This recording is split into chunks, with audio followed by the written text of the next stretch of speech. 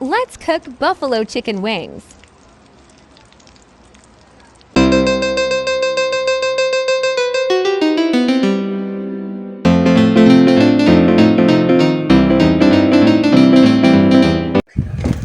So, for the ingredients, meron tayong 1 kilong manok dyan. Tapos, nilagyan natin ng patis, paprika.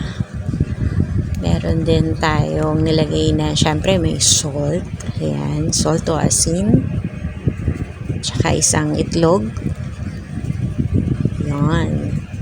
And, of course, meron din tayong Cajun seasoning. O, diba? Tsaka garlic powder. O kung gusto niyo ng ng organic garlic, pwede rin naman.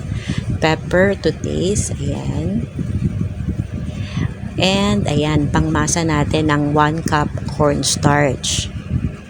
So after natin mailagay lahat ng mga ingredients, ayan, mekos-mekos na lang yan. Ayan. Mix it very well. Ayan, mix all the ingredients. Tapos set aside for at least 1 to 2 hours or depende sa inyo kung gusto niyo pang medyo matagal-tagal. Then on a dry flour, coat nyo na lang yung mga chicken ninyo one by one. Ayan, and prito natin each side para sa akin at least 8 to 10 minutes yan for each side.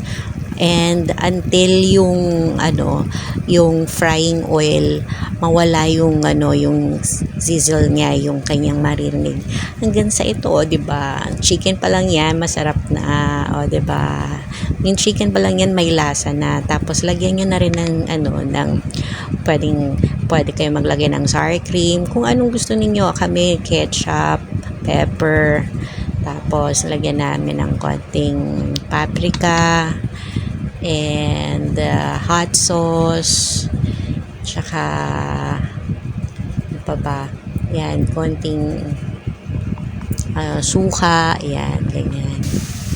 Tapos binalik namin siya sa frying pan at ayan, mekos-mekos na naman. At ito na ang ating buffalo chicken wings. O, diba? Ang sarap niyan, guys.